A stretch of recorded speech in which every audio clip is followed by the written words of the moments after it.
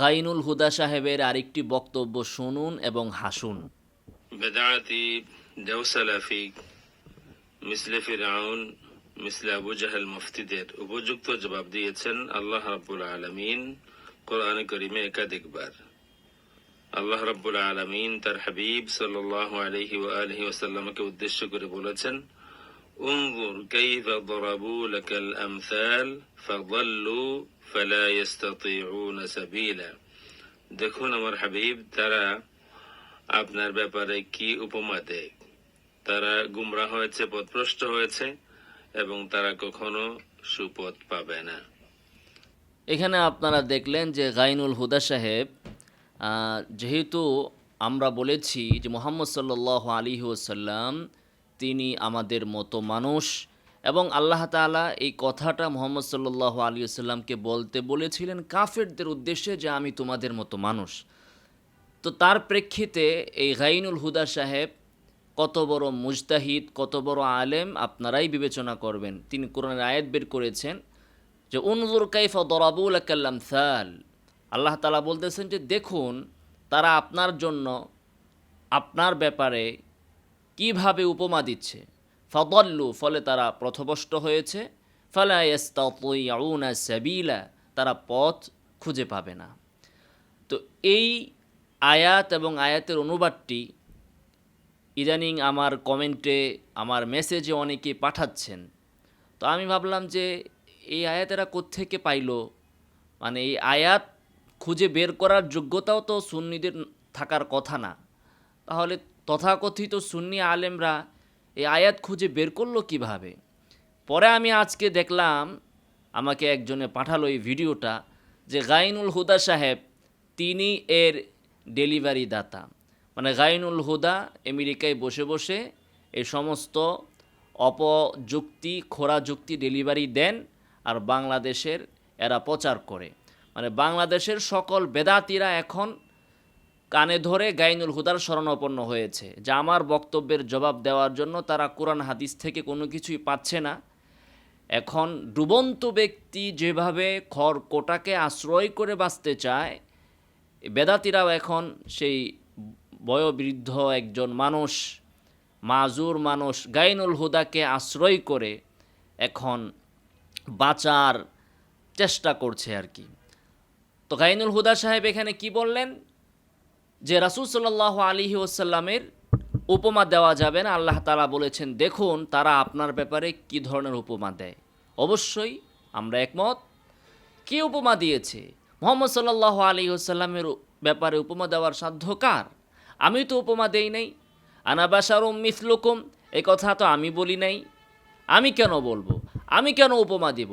আমি যদি উপমা দিতাম, আমি যদি বলতাম মুহাম্মদ সাল্লাল্লাহু আলাইহি ওয়াসাল্লাম আলিমুল গাইব, আমি যদি বলতাম মুহাম্মদ সাল্লাল্লাহু আলাইহি ওয়াসাল্লামের কোনো ছায়া ছিল না, আমি যদি বলতাম মুহাম্মদ সাল্লাল্লাহু আলাইহি ওয়াসাল্লাম আল্লাহর মতো, নাউজুবিল্লাহি মিন যালিক, আমি অধম যদি কোনো উপমা দিতাম, তাহলে আমার ক্ষেত্রে আপনি কোরআনের আয়াত বলতে পারতেন উনজুর কাইফা দরাবু লাকাল আমসাল, যে আল্লাহ তাআলা বলেছেন দেখুন আপনার জন্য তারা কি ধরনের উপমা দিচ্ছে।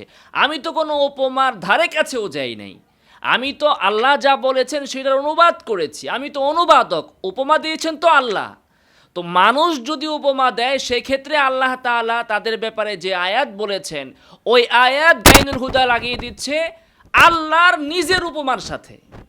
দেখুন কেমন জ্ঞান পাপী, কেমন মূর্খ, কোন জায়গার লেজ কোন জায়গায় যায় লাগায়, মাথার জায়গায় লেজ, লেজের জায়গায় মাথা, কিভাবে তারা মানে জিনিসটাকে গুলিয়ে ফেলে, বিভ্রান্তির ভেতরে হাবুডুবু খায়, লেজে গোবরে অবস্থা যেটাকে বলে। দেখুন পৃথিবীর কোনো মানুষ মুহাম্মদ সাল্লাল্লাহু আলাইহি ওয়াসাল্লামের ব্যাপারে যখন উপমা দেয়, তখন আল্লাহ তাআলা যে আয়াত নাজিল করেছেন ওই আয়াতকে সে ফিট করে দিয়েছে আল্লাহ তাআলার নিজের দেওয়া উপমার সাথে।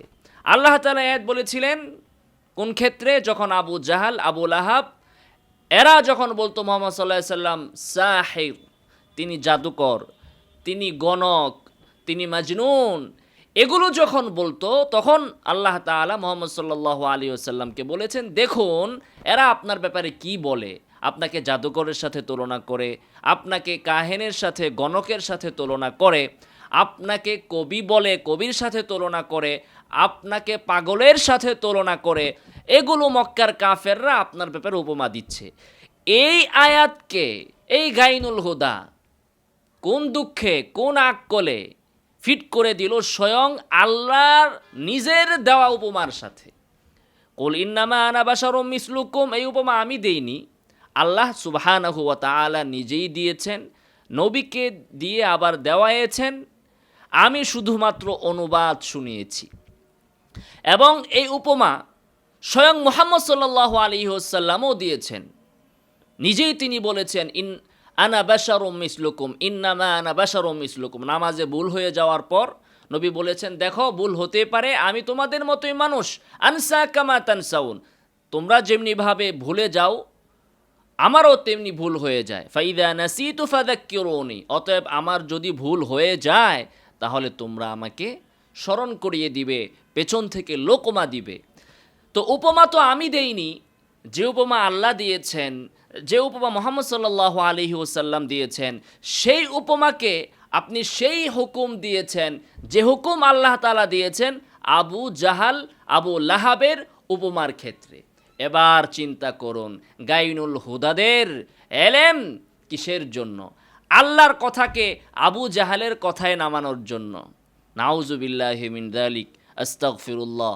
আল্লাহ তাআলা ক্ষমা করুন, হেদায়েত দান করুন, সঠিক বুঝ দান করুন।